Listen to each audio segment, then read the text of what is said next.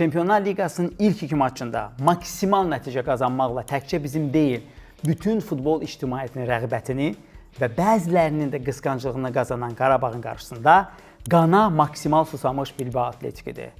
Qarabağ üzərindəki qələbə Atletikin top 24-də düşməsi üçün sonuncu real şansıdır. Siz bizim kanalımıza abunə olun, biz isə Atletik Bilbao Qarabağ oyununun detallı analizinə keçək.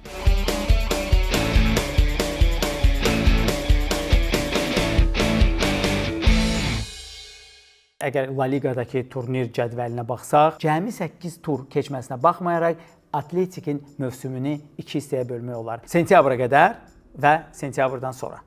Belə ki, əslində avqustda keçirdiyi hər üç maçda Valverde'nin yetirmələri çox çətin rəqiblərlə mübarizənin hamısından qalib ayrılmışdı. Bunların içində artıq Barcelona ilə də oyunda özünə diqqət cəlb etməyə bacarmış və turnir cədvəlinin Çempionlar Liqası zonasında artıq olan Sevilla üzərində ev qələbəsi var idi.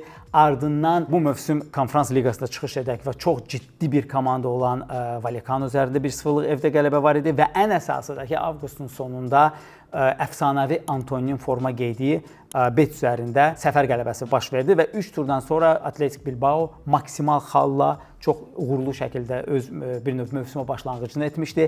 Nəzərə alaq ki, Atletik Bilbao ötən mövsümdə olduqca fantastik öz standartlarına görə çıxış etmişdi.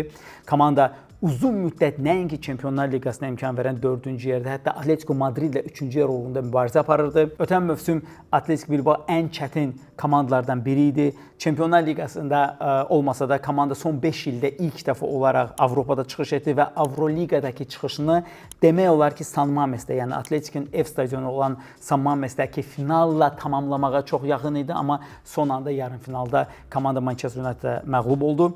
Amma ona kimi Atletikin işləri mükəmməl gedirdi. Yayda mən nəyə görə deyirəm ki, Atletikin avqust çıxışlarını adətən ötən mövsümün kursunun davamı kimi hesab eləmək olar. Çünki bildiyiniz kimi Nico Williams'ın arxasınca iki çox varlı, biri varlı daha doğrusu, amma iki çox nüfuzlu elçi düşmüşdü. Bunlardan biri pulu olmayan, amma statusu olan Barcelona, digəri isə həm pulu, həm statusu olan Bavaria München idi.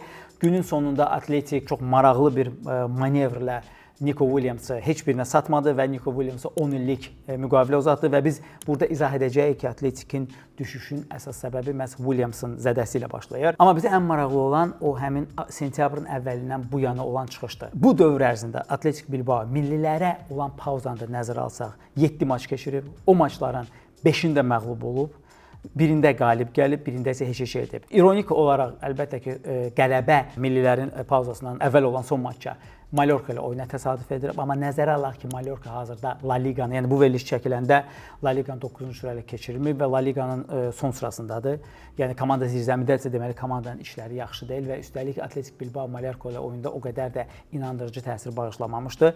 Amma əvəzində biz deyirdik, xatırlayırsınızsa, St. Mames bir növ bir stadion kimi Rams Park və ya Şükür Saracoğlu'da olan atmosferlə müqayisə etmək olar. Bu xüsusidir və ona görə də çox böyük diqqət cəlb edir. Bunun əlbəttə ki, dirəniş faktorlarından biri ondan ibarətdir ki, bildiyiniz kimi Atletik Bilbao'nun belə bir siyasəti var ki, klubda ancaq Bask əyalətində doğulmuş, böyümüş və ya Bask əyalətinə hansısa şəkildə birbaşa əlaqəsi olan futbolçular oynayır və bu da komanda ilə bir növ Bilbao şəhəri arasında, ümumiyyətlə Baskonia vilayəti arasında çox xüsusi münasibətlər yaradıb və həmin stadionda əlbəttə ki, Atletik çox effektivdir, lakin bu sentyabrdan bu yana həm Arsenal evində 0-2 hesabı ilə uduzdu, ona kimi isə 12 sentyabrda Alavesə 1-0 hesabı ilə məğlub olmuşdu. Bununla yanaşı eyni zamanda turnir cədvəlinin zirzəmisində olan daha bir klub Girona ilə məsələn evində komanda 1-1 hesabı ilə bərabərə qaldı və bu anda siz sual verə bilərsiniz ki, yaxşı bu Atletik Bilbao'ya necə yanaşaq? Qarabağla maçda bizi silib süpürməyə hazır olan bir komanda olacaq, yoxsa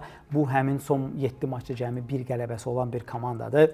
Mənim fikrimcə bu artıq sağalmağa gedən bir komanda olacaq və bu tezi nə ilə əsaslandırırıq? Əlbəttə ki, komandanın hücum dördlüyünün bir növ iki zədəli oyuncusunun qayıtmasıdır. Əlbəttə ki, bir tərəfdən Inaki Williams bu maçda forma geyməyəcək, amma Nico'nun və üstəlik Alex Berenguer'in qayıdışı çox şeyi fundamental şəkildə dəyişir və gəlin bir-bir bunu başa düşməyə çalışaq. Əlbəttə ki, giriş tezisimizdə biz sizə dedik ki, Atletik Bilbao qana susuyub və bu maç Çempionlar Liqasının 24-lük uğrunda mübarizə aparmaq üçün Bilbao üçün son şansdır. Bunu mən demirəm, bunu Valverde öz intervyusunda da bildirmişdi. Çünki Qarabağ maçından sonra Bilbao'nun Newcastle-a səfəri var. Ardından bir neçə tur sonra komandanın Bergamoya, Atalanta ilə çətin səfər olacaq və evində PSG ilə oyunu var. Yəni hardasa bu 3 maçda komanda əlbəttə ki 0 xal və ya 2 xal qazana bilər və əgər nəzərə alırıq ki biz 12-13 xal, yəni 4 qələbə lazımdırsa, komandaya çıxış üçün Atletikin bu 4 qələbəni qazanması üçün cəmi 6 oyunu var. Çünki birinci 2 imkanını komanda bərbad şəkildə dəyərləndirib. Əgər evdə Arsenala məğlubiyyət yenə də normal qəbul oluna bilərdisə, Borussiya elə məğlubiyyət əlbəttə ki komandanın bir növ üzünə vurulan bir ciddi bir sillə idi. Amma dediyimiz kimi o həmin o krizis dövrünə təsadüf edib və ona görə mən sizə məsləhət görürəm ki, əgər vaxtınız olsa, bu mövsüm bu arada La Liqanın ən yaxşı komandalarından biri olan Elche ilə maça mütləq baxın. Çünki həmin hansı birinci dövrün yoxsa ikinci dövrün komandası olduğunu Bilbao'nun biz həmin oyunda daha çox görəcəyik. Amma yenə də uzun sözün qısası bizim fikrimizcə Atletik Bilbao'nun xüsusilə Qarabağla, Elche ilə siz maçda bunu görəcəksiniz ki, komanda yavaş-yavaş özünə gəlməyə başlayır. Amma Qarabağla bu proses əgər zədəli olmazsa hücum xəttində davam edəcək və komanda bir qədər də yaxşı formada oyuna yaxınlaşacaq. İndi isə gəlin komandanın build-up'ına keçək və başa düşməyə çalışaq ki, komanda ümumiyyətlə oyunu necə qurur və Ernesto Valverde'nin pragmatik oyunu nə deməkdir? Hansı ssenarilər Qarabağ üçün olduqca çətin ola bilər və hansı ssenaridən bizim klub qaçmalıdır? Atletik Bilbao'nun taktikası klassik 4-2-3-1-dir. Əlbəttə ki, bu 4-2-3-1-də diqqəti cəlb edən oyunçular double pivot, yəni dayaq yarım müdafiəçiləridir. Digər tərəfdən Atletik Bilbao hücumlarını qurduqda cinah overloadu, yəni cinah yüklənməsindən istifadə edir. Bunu da əlbəttə artıq bilirsiniz ki, cinah yüklənməsi üçün cinah müdafiəçisi cinah vingerinə qoşulur və onlara situativ olaraq double pivotdan biri köməyə gəlir ki, say çoxluq əldə etsin rəqib üzərində və ya cinah vingerləri olan Nico Williams'la Inaki Williams'ı və ya Alex Berenguer'i, biz onu izah edəcəyik ki, necə onları rotasiya edirlər, birə-bir rəqib müdafiəçilərlə buraxsınlar ki, burada hər iki futbolçunun oyun boyu uğurlu, hər üç futbolçuna da deyərdim, oyun boyu uğurlu driblinglərin sayı 3-ün üzərindədir. Hansı ki, bu çox ciddi bir rəqəmdir. Yəni hər oyunçu hardasa 7-8 driblingə cəhd etsə, bunun 3 uğurludursa, təsəvvürünüzə götürə bilərsiniz ki, o deməkdir ki, oyunçu aldadaraq həmən təhlükəli epizod yaratmaq imkanlarına malikdirlər. Digər tərəfdən, əlbəttə ki, Atletikin amansız pressing taktikası var və bu pressing müxtəlif formatda işləyir. Bəzən bu 4-3-3, amma əsas hallarda 3-4-3 taktikası ilə komanda pressing edir. Bu nə deməkdir? Yəni, adətən rəqib, yəni bu situasiyada Qarabağ öz mərkəz müdafiəçiləri ilə topu oynatsa və ya cinaha atsa, bu Atletik Bilbao'nun pressingi başlaması üçün böyük bir triggerdir.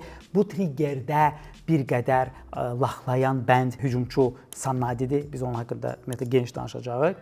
Amma yenə də komandanın oyun fəlsəfəsi ondan ibarətdir ki, əvvəlcə 3 oyunçu ilə amansız pressing edir birinci xəttdə.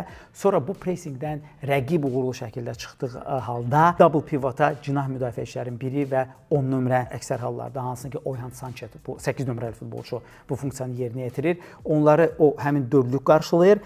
Amma həmin maneə də aşıldığı halda biz bunu ötən mövsümdə Manchester United ilə ideal şəkildə gördük. Komandanın arxasında müdafiə keçid, yəni İngiliscə buna defensive transition deyirik. Yəni müdafiə keçid futbolunda olduqca ciddi problemlər var. Digər tərəfdən əgər rəqib vertikal futbol oynayarsa, bunu ötən mövsümün son turunda Barcelonada, yəni cari şəkildə göstərdi. Düzdür, Qarabağla harca Barcelonanı ustalıq səviyyəsinə görə o qədər də bir tutmasaq da, amma oyun fəlsəfəsi olaraq çox oxşar iki komandadır. Yəni uzun topla bu pressingin hər iki xəttini açdıqdan sonra Atletik Bilbao çox aciz qalır rəqib qarşısında və bu dəfələrlə təkrar olunan bir ssenaridir. Və gəlin iki misalla rəqibin öz qapısından topu çıxartmaq istəyəndə Atletik Bilbao'nun tətbiq etdiyi o amansız pressingin nümunəsini görək. Baxın bu epizoda. Bu episodda gördüyünüz kimi Rayo Vallecano'nun oyuncusu arxası meydana, üzü öz qapısına topu qəbul edir və əlbəttə ki, bu da istənilən birinci fazada yüksək xəttlə pressing edən komanda üçün bir növ çörəkdir. Yəni məhz o siqnaldır ki, həmin oyunçunu pressing etsinlər. Çünki həmin oyunçu arxası meydana, üzü öz qapısına olduğuna görə ən yaxşı halda topu qapıçıya və ya cinah müdafiəçilərinə ata biləcək. Burada da qarantiya yoxdur, çünki burada onun görmə perimetrinə daxil deyil. Və ya Avropanın bəlkə də ən yaxşı mərkəz müdafiəçisi cütlüyü olan Arsenalın Gabrieli, misal üçün bu epizodda ehtiyatsız oynayır. rəqib onu birbaşa pressing etməsə də bir növ təzyiq altında Gabriel pas atır və az qala bu Arsenalın qapısında qolla nəticələnir. Amma gəlin əvvəlcə başa düşməyə çalışaq ki, Athletic Bilbao qapısından oyunu necə qurur, sonra o komandanın pressinginin necə işlədiyini göstərək. Üçüncü aspekt əlbəttə ki, niyə görə əslində Athletic Bilbao və Valverde praqmatik məşqçi olaraq onda 5 oyuncu müdafiədə, 5 oyuncu hücumda deyil, əksinə 6-nın 4-dədir. Hardasa bu, bəzən bu olur 5-1-4 və bunu izah etməyə də sonra çalışaq ki, niyə görə bu altılığın nizam-intizamlı işi olduqca vacibdir ki, buradakı dördlük istədiyi kimi öz mövqe rotasiyasına gedə bilib, rəqibi çaşdırsın, yəni man markingi bir növ sıfırlamış olsun. Beləliklə, Athletic Bilbao öz qapısından başladıqda, əlbəttə ki, burada İspaniya millisində də ayağı ilə yaxşı oynaya bildiyinə görə forma geyən Unai Simon var. Unai Simon adətən iki mərkəz müdafiəçisini bir növ aralaması sayəsində bəzən yuxarı gəlib ilk pasın təminatçısı rolunda iştirak edir. Amma əlbəttə ki, cinah müdafiəçiləri yuxarı qalxır. Dediyimiz kimi cinah overloadları Bilbao'nun oyununun fəlsəfəsinin vacib elementlərindən biridir. Bu iki mərkəz müdafiəçisinə kömək eləmək üçün double pivotdan biri adətən arxaya gedir və bir şey qaranti edirlər ki, yəni siz yəqin ki, bunu görmüsünüz artıq bizim verilişlərimizdə dəfələrlə çox az komanda ümumiyyətlə 2 müdafiəçidən oyuna başlaya bilər. Çünki əgər rəqib 2 hücumçu ilə və ya 2 oyunçu ilə, bir hücumçu, bir wingerlə səni pressing edərsə, burada say bərabərliyində tutulmamaq ən vacib şərtdir. Yəni fərqi yoxdur sən müdafiəndə Virgil van Dijk'la William Saliba oynasın. Əgər yenə də 2-2 varsa, bunun qarşısını almaq lazımdır və nəticədə Bilbao'da da hər iki dayaq yan müdafiəçisi adətən rotasiya ilə bunu edir. Yəni hər ikisinin həm müdafiədən hücuma çıxanda ilk orta pası yaxşıdır, həm də ki bir növ oyunu skan etmə qabiliyyəti çox yaxşı olduğuna görə, çünki adətən dayaq yan müdafiəçisi skaner rolunu oynayır. Təhlükə hardan gəlirsə, oraya gedərək bir növ öz iştirakı ilə onu zərərsizləşdirməyə çalışır. Və Athletic Bilbao öz qapısından çıxdıqdan sonra əlbəttə ki, cinah müdafiəçiləri daha da yuxarı qalxır və nəticədə bizim klassik öyrəşdiyimiz cinah yüklənməsi baş verir. Hücumun gedişindən asılı olaraq. Dayaq yan müdafiəçilərin biri də adətən Oyhan Sanchez ikinci ya klassik 10 nömrə kimi bir növ adam cərimə meydançasına girərək mərkəz hücumçuda kömək edir və ya mərkəz hücumçusunun özünə diqqəti cəlb etməyi sayəsində o iki müdafiəçini Medina ilə Bəhlulu özünün diqqətini özünə cəlb edir və onun sayəsində açılan boşluqları hədəf alır və onun da yerinə əlbəttə ki, dayaq yan müdafiəçilərin biri gəlir ki, komandaya bir növ dəstək versin, əgər hücumun ikinci dalğasına ehtiyac olarsa. Və gördüyümüz kimi belə formasiyada Athletic Bilbao 6+4-dən keçir 3+7-yə. Əgər əlbəttə ki, Athletic Bilbao Qarabağı aşağı blok otuzdurub onun qapısına qol vurmağa çalışırsa. Yəni bu ssenaride mən nəinki istisna etmirəm. Kopenhagenlə oyunun ikinci hissəsində göstərdi ki, çox güman ki, bu ssenarinin təkrar olunması burada olduqca realdır. Və gəlin Betislə maçda bu misala baxaq. Baxın, burada gördüyümüz həmin o klassik səhnə təkrarlanır. Sol cinah müdafiəçisi bir növ cinahı bağlayır və Yuri Beriçi oradan pas atır. Əlbəttə ki, burada bitiricilikdən daha çox Mark Bartranın kobud səhvi qolu gətirir. Amma yenə bu sizdə təxmini ideya verir ki, komanda necə hücum edir. Lakin əgər biz Ernesto Valverde'nin beyninə girsək, komandada bu elementlərin necə yerinə yetirilməsini detal görə bilərik. Birinci olaraq, baxın, mən bayaq dedim ki, Bilbao'nun özəlliyi nədən ibarətdir? Komandanın hücum dördlüyü bir-birini meydanda mövqe olaraq asan şəkildə rotasiya edir. Çünki belə baxdığımızda komandanın sol cinah wingeri Nico Williams'dır. Eyni zamanda 7 nömrəli futbolçu Alex Berenguer'dir. Həmin Alex Berenguer lazım olduğu halda mərkəz hücumçusu mövqeyində oynayır və həmin Alex Berenguer mərkəz hücumçusu olduqda o daha çox yanlış 9 nömrə funksiyasını yerinə yetirir. Nominal olaraq komandanın 2-9 nömrəsi daha var. Onlardan biri klassik taran tipli hücumçu Sanadidir. O biri oyunçu isə bu mövsüm hələ ki formada olmayan və ümid edirəm Qarabağla da bu formasızlığı davam edə bilər. Gorka Gruzeta'dır. Gruzeta əslində bitirici olsa da o adətən meydana sonradan girib ikinci dalğanı təmin etmək üçün oynayır. Sağda Iñaki Williams forma geyir, amma bu maçda Iñaki Williams zədəli olduğundan çox güman onun yerinə Navarro oynayacaq və 10 nömrə mövqeyində nominal olaraq 8 nömrə formasını geyinən Oyhan Sanchez'dir. Xatırladaq ki, ötən mövsümdə Athletic Bilbao'nun yanvardan marta qədər bir qədər formadan düşməsinin əsas səbəbi və 3-cü yerə Atletico Madridi buraxmağın əsas səbəbi məhz Oyhan Sanchez'in zədəsi idi. Və nə baş vermişdi? Sentyabrın əvvəlində əvvəlcə Nico Williams sıradan çıxır, sonra isə Valencia ilə fəlakətli maçda həm də Alex Berenguer zədələnir və bunun da nəticəsində əlbəttə ki, Athletic Bilbao deməyək ki, personal cəhətdən əziyyət çəkir. Bu əziyyət də var idi. Yəni hardasa Qarabağda olduğu kimi, məsələn bizdə Zubirlə Andrade əgər zədələnərsə, onları layiqli şəkildə əvəz edən bir futbolçu yoxdur. Nico Williams nəinki Atletico Bilbao, hətta Barcelona və Bavariya München əsas heyətində xarüqələr yaradacaq səviyyəli bir futbolçudur, yəni dünya səviyyəli bir futbolçudur. Nico Williams olmayanda və ikinci oyunçu əlbəttə ki Alex Berenguerdir. Bəlkə çoxunuz onun adını o qədər də eşitməmisiniz, amma Berenguer olduqca intellektual və fenomenal bir futbolçudur və onların ikisindən məhrum olduqdan sonra Valverde'nin bir növ praqmatik oyununun mənfi tərəfləri üzə çıxmağa başlayır. Bu nə demək? Bu futbolçular əlbəttə ki bir-birinin aralarında rotasiya eləyir və biz bunu indi epizodlarda görəcəyik bu rotasiya necə baş verir. Əgər bu rotasiya baş vermirsə, məsəl üçün Qarabağda da çox güman forma geyəcək olan Navarro klassik sağ cinah vingeridir və Navarrodan sən klassik sağ cinah vingerindən gözlədiyin şeyləri əslində alırsan. Məsəl üçün əgər sağ cinahdan müdafiəçi hücuma qoşulursa, o sağ yarım cinaha keçir və salam və ya öz sağ cinahı ilə epizod yaratmağa çalışır. Amma əgər burada Iñaki Williams olarsa və ya burada Berenguer olursa, orada hər şey dəyişir. Gəlin bu epizoda baxaq. Çox maraqlı bir epizod əslində. Baxın, bu bir tərəfdən oyunçuların intellektindən xəbər verir. Digər tərəfdə isə həm də oyunçuları meydanda belə mini məşqçilik eləməyini görürük. Meydana yenicə Sanadi girib. Sanadinin yerinə əvvəlcə nominal 9 nömrə funksiyasını, yəni forward Alex Berenguer idi. Sanadi girdikdən sonra Berenguer sol cinaha çəkilir və bu zəncirvari dəyişiklikdən sonra baxın bu epizodda Berenguer Sanadiyə hara getməyi, hara açılmağı, yəni Sanadinin əsl mövqeyi əslində cərimə meydançasında 2 olsa da, o Sanadidən bir növ Iñaki Williamsın normalda yerinə yetirdiyi funksionalı, yəni yarımcınaha girməyi istəyir. Amma Sanadi yarımcınahdan cərimə meydançasına iti bucağı altında girdikdən sonra, əlbəttə əslində burada Berenguerin özündə məsuliyyət var. Atletikdə bu necə baş verir? 2 mövqe var ki, biz ona çox diqqətlə fikir verməliyik. Birinci, əlbəttə ki, klassik 9 nömrə mövqeyi. Yəni əgər tutaq, misal üçün deyiriksə, Sanadi buradan girirsə, burada Atletikin bir futbolçusu olmalıdır. Mütləq. Bu Valverde'nin oyun fəlsəfəsinin vacib hissəsidir. İkinci oyunçu isə bir qədər arxada, haradasa 11 metrlik cərimə meydançası zonasında olmalıdır. Və bəzi hallarda biz bunu da görəcəyik ki, əks cinahın vingeri də gələrək uzaq dirəkdə bir növ ikinci hücumçuya çevrilir. Bu da Valverde'nin rəqibin cərimə meydançasında oyun fəlsəfəsinin 3 elementini özündə təcəssüm edir. Birinci nədir? Valverde nə istəyir? Birinci olaraq, əgər cinahdan pas gəlirsə, bir oyunçu mütləq klassik 9 nömrə futbolçunun yerində olmalıdır ki, eyni zamanda bununla da o 2 və ya 3 rəqib müdafiəçisinin diqqətini cəlb edir.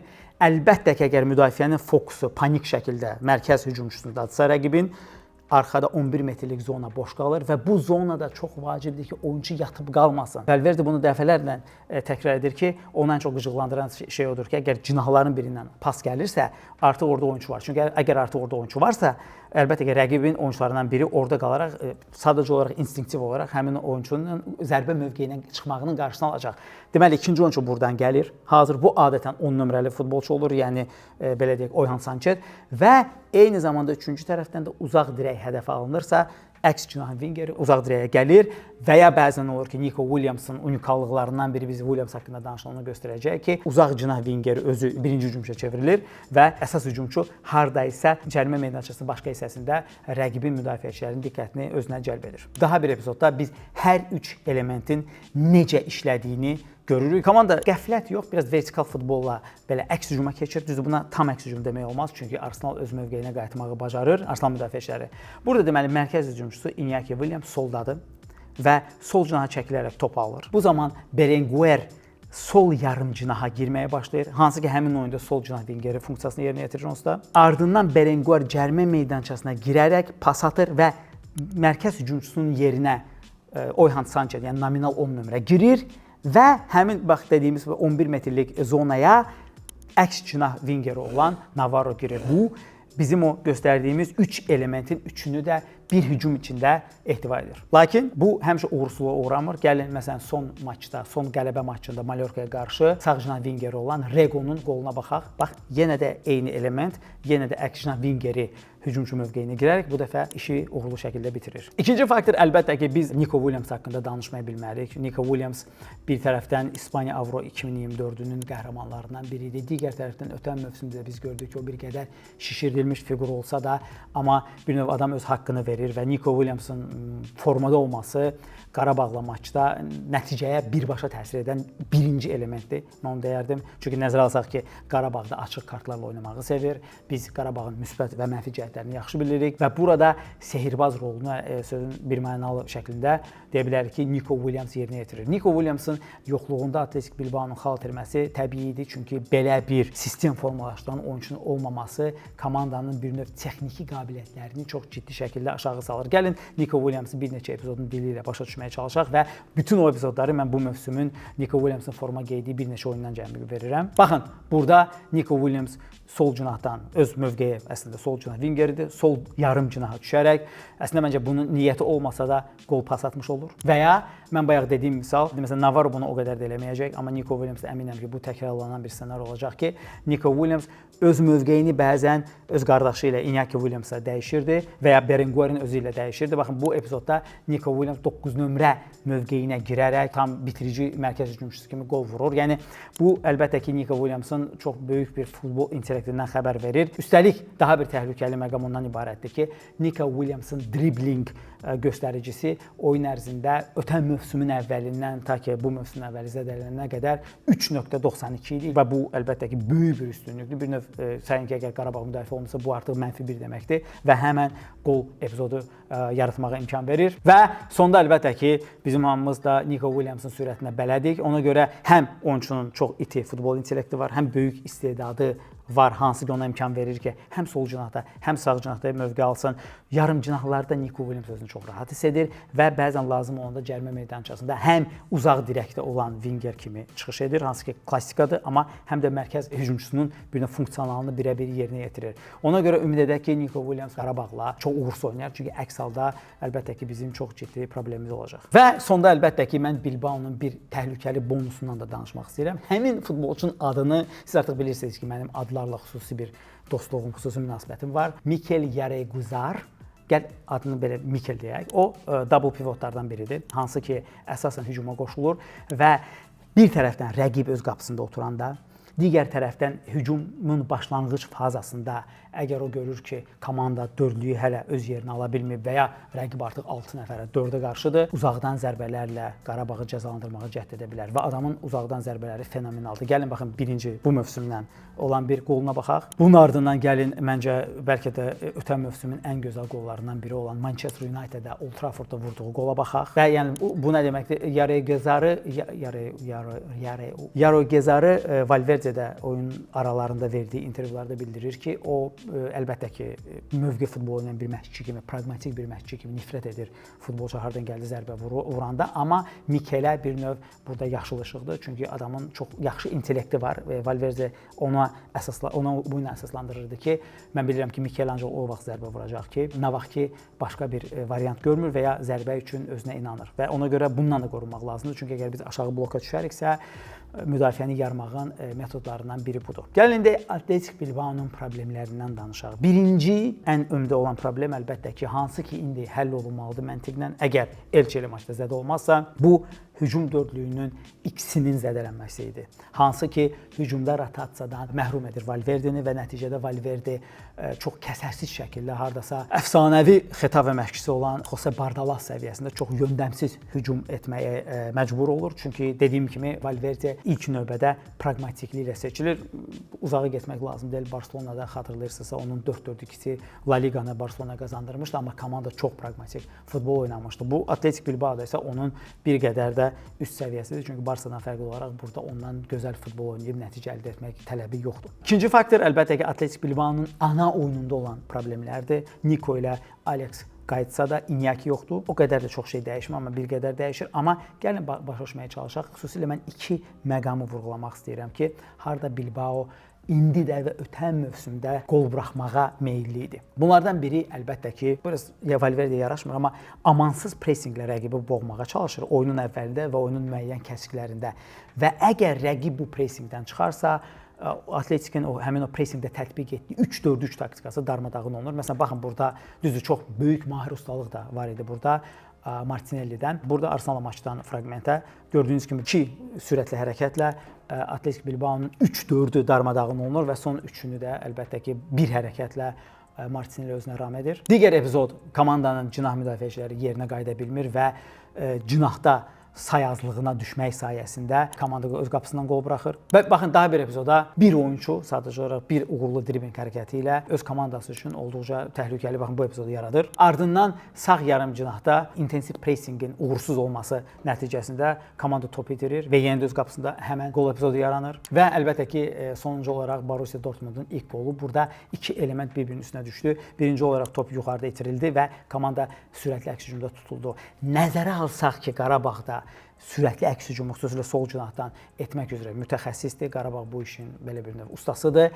Bu bizim komandaya çox böyük imkan yaradır ki, Atletik Bilbaonu müdafiə futboluna keçiddə və sürətli əks hücumlarla cəzalandıra bilsin. Daha bir element əslində gözə o qədər də görünmür, amma mən Atletik Bilbao'ya ötən mövsümdən baxdığımdan və xüsusilə də əlbəttə ki, ötən mövsüm Glasgow Rangers və Manchester United hər iki oyunda da bu da göstərdi.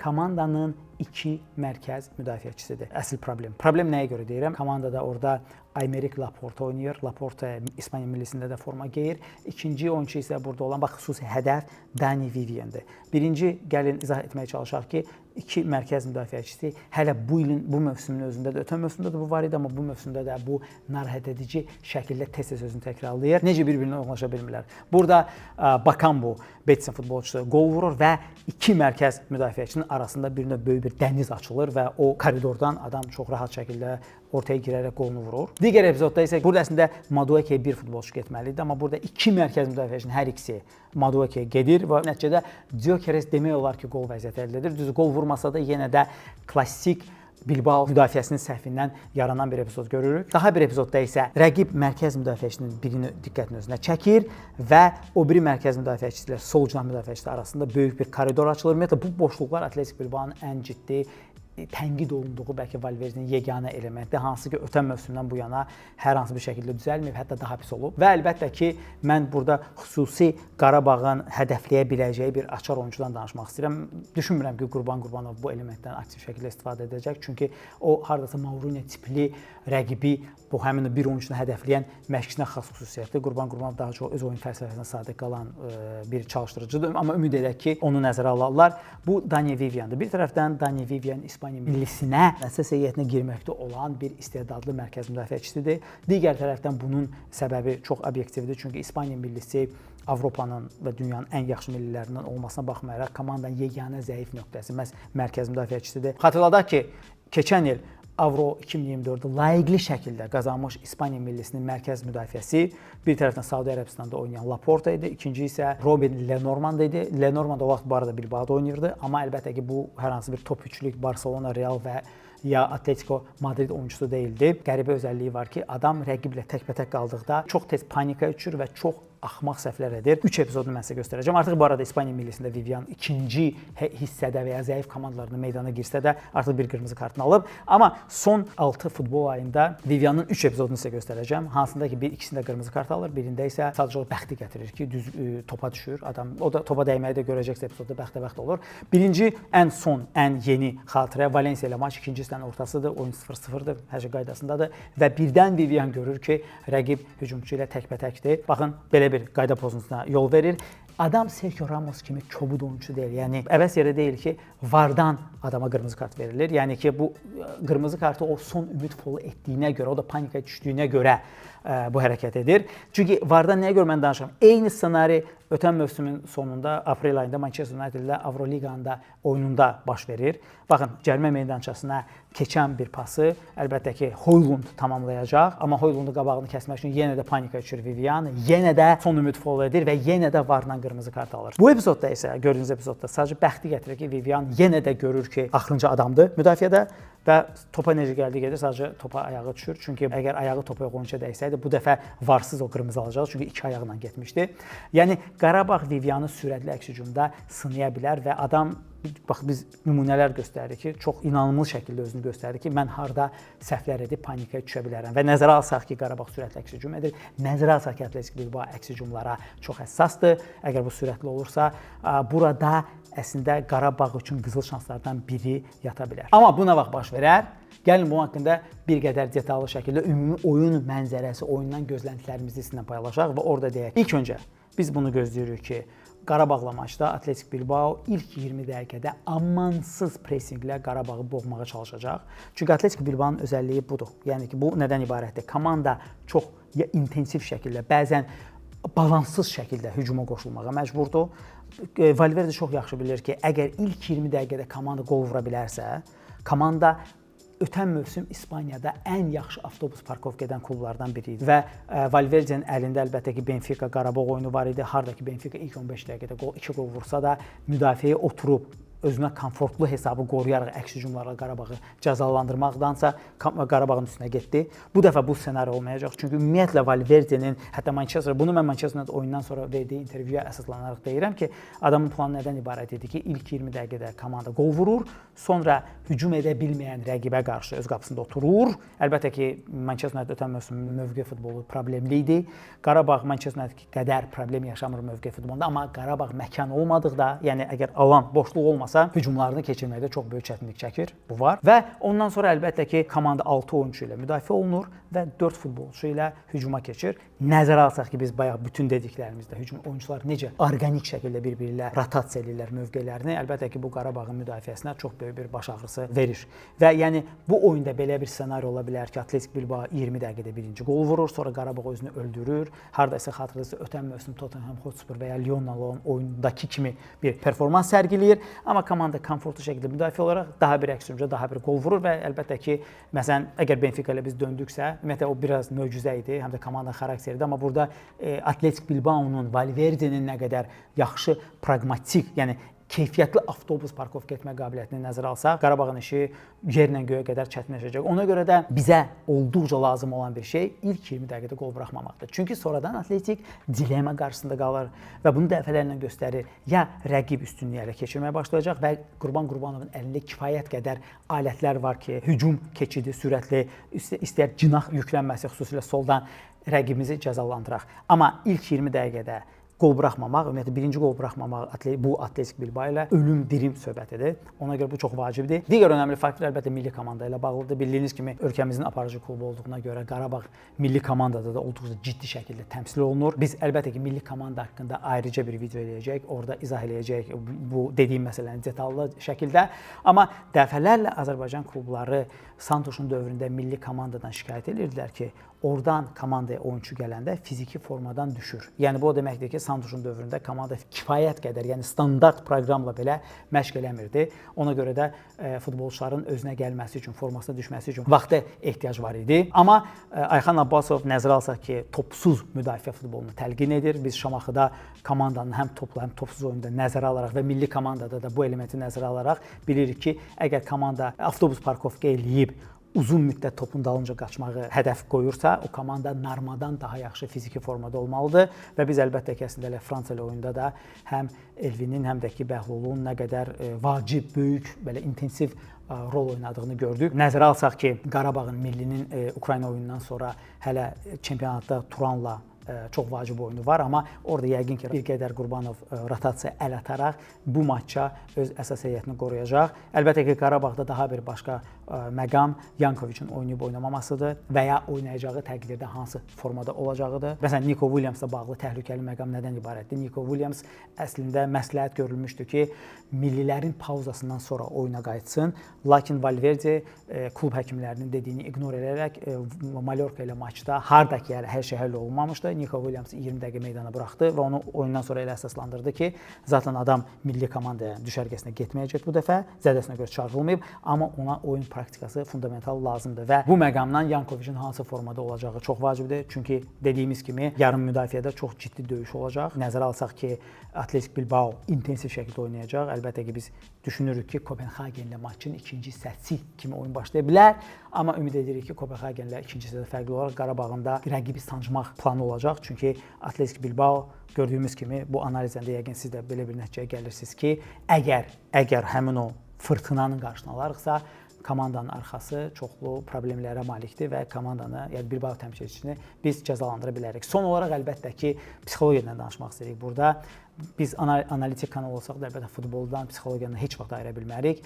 Biz bilirik ki, bizim komandada oynayan əcnəbilər, özü xüsusilə İspan, Portuqal və Latin Amerikan futbolçuları, yəni bütün məşqçilər bunu sizə deyəcək ki, adamlar motivasiya ilə dağları yara biləcək bir qüvvəyə malikdir. Məsələn, Azərbaycan çempionatında ölüvay oynayan bir adını çəkmək indi oyunçu və ya oyunçular Çempionlar Liqasında olağanüstü bir performans verə bilər. Yəni belə necə ki, biz bunu artıq Benfica ilə və Kopenhagendə görmüşük. Çünki Kopenhagen qələbəsindən sonra Qarabağ artıq hər kəsin dilindədir və bu futbolçular da çox gözəl şəkildə anlayırlar ki, əgər Qarabağla onlar play-offa qatıla bilsələr, növbəti mövsümü hansısa top çempionatın klublarından birində forma geyə bilərlər. Bu da onlar üçün qızıl şansdır və psixoloji olaraq da ki, üstünlük, yəni buna rusca kuraj deyirlər, ingiliscə buna swagger deyirlər. Qarabağın tərəfindədir. Yəni biz özümüzü məğlub edilməsi hiss edirik. Bunu biz azarkeş səviyyəsində deyil, həm də futbolçular səviyyəsində hiss edirik. Ona görə də deyərdim ki, hətta bəlkə dolayısıyla Chelsea ilə oyunun gedişi və oyun ümumiyyətlə bu maçda alacağımız nəticədən asılıdır. Nəzərə alaq ki, səmimi olaq ki, bizim üçün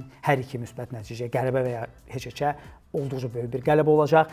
Və bir son olaraq onu da deyim ki, sizə ki, əlbəttə ki, Bilbao Qarabağın 24-lük üçün birbaşa rəqibidir. Çünki bu maçı qazanarsa, xal arasında fərq 3 olacaq. Dediyim kimi Bilbao'nun qrafiki çox çətindir. Bilbao 4 qələbə qazanarsa, bizim komandada Qarabağda Ajax və Frankfurt evinin oyunlarından qalib ayrılarsa, sonda hər şey top fərqinə və xallara dirənə bilər. Ona görə də bu maçda biz müsbət nəticə alaraq çox ümid edirəm ki, bir rəqibimizi, potensial rəqibimizi sıradan çıxartmış oluruq. Eyni zamanda möhtəşəm irəliləyişimizi davam etdirmiş olaraq Çempionlar Liqasında. Bəs siz necə fikirləşirsiniz? Qarabağın realistik olaraq Atletik Bilbao ilə şansları hansı yerdədir, necədir? Biz bu oyunda ümumiyyətlə müsbət nəticə əldə edərikmi və ya bu oyunda əgər Qarabağ uğursuz olarsa, bu Qarabağın Çempionlar Liqası növbəti maçlarına pis şəkildə, mənfi şəkildə təsir edəcək, yoxsa sadəcə olaraq mükəmməl gedişdə balaca bir qara bir zolaq olacaq. Fikirlərinizi əlbəttə ki, şərhlərdə bildirməyi unutmayın. Nəzərə alsaq ki, siz bu videonu nə qədər gözləyirdiniz. Ümid edirik ki, biz sizin gözləntilərinizi doğrultduq. Əlbəttə ki, videonu bəyəndinizsə like edin və mütləq olaraq kanalımıza abunə olun ki, belə videolar çıxanda siz onları ilk görəsiniz.